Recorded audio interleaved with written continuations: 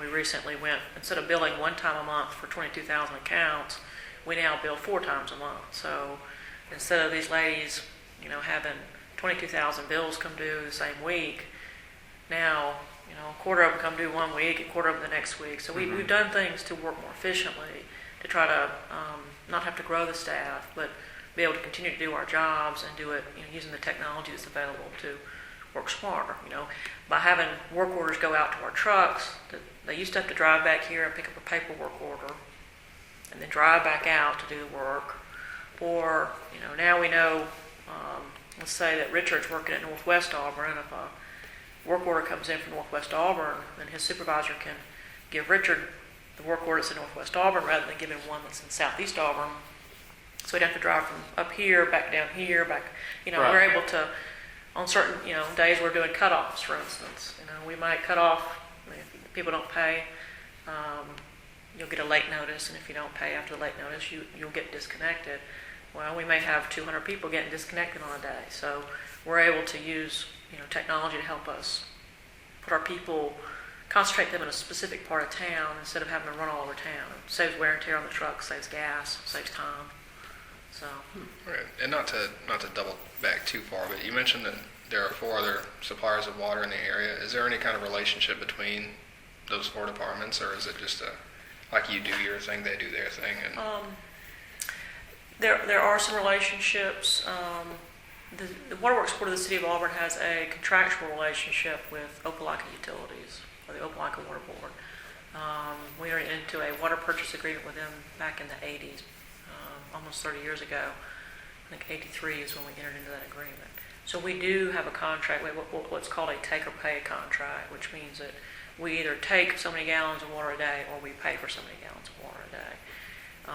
That contract allows us to purchase up to 3.6 million gallons a day at a contract rate, which is very economical for us. And we use that contract.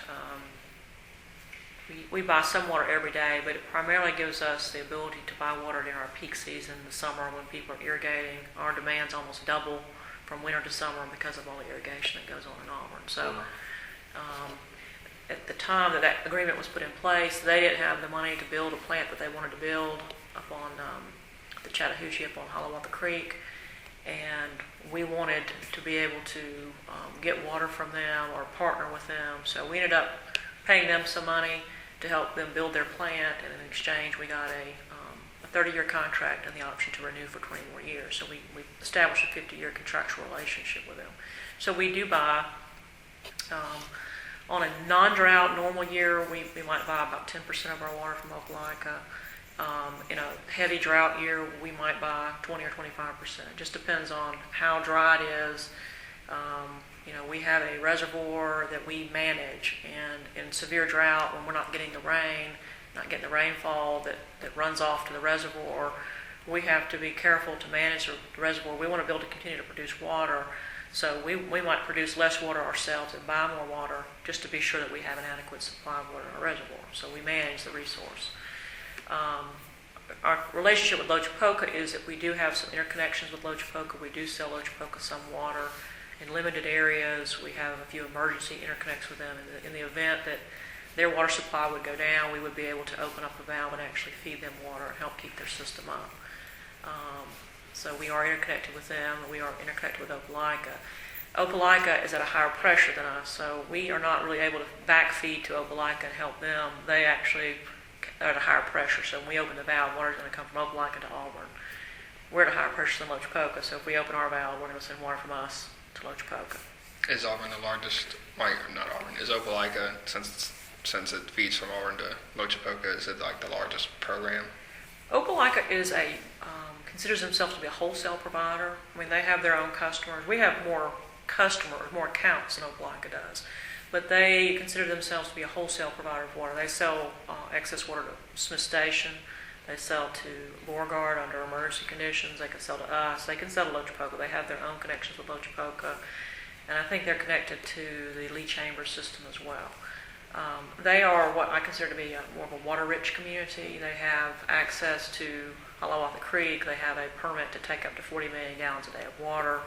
So they have more water than they have demands right now. They also have Saugahatchee Lake, they've got they're currently replacing a plant there, and they're going to be bringing up a new 8 million gallon per day plant at Saugahatchee Lake. So they have 2 water supplies. They have a very large withdrawal permit that's actually issued by the state of Georgia. The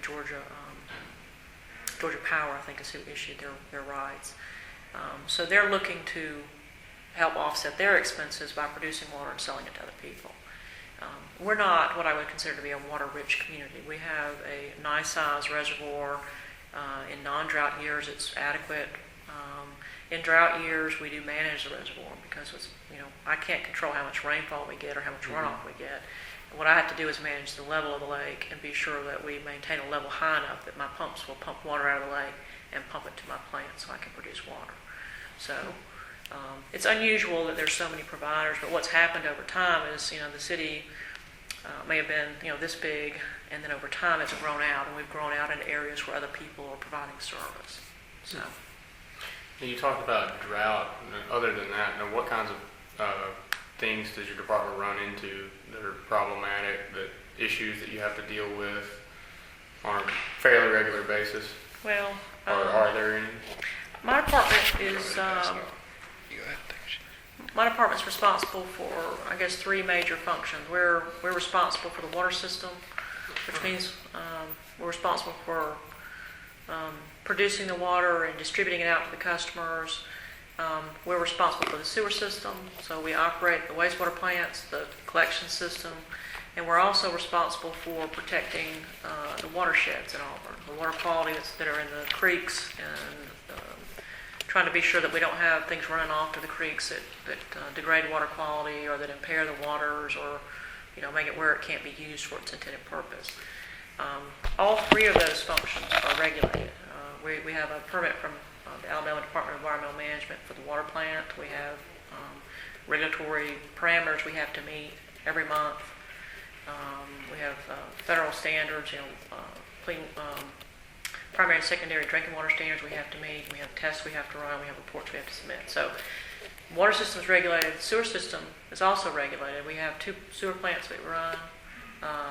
We have 2 different permits from ADEM for those. We have monthly requirements. We have testing requirements, sampling requirements, things that we have to do to meet our permit conditions.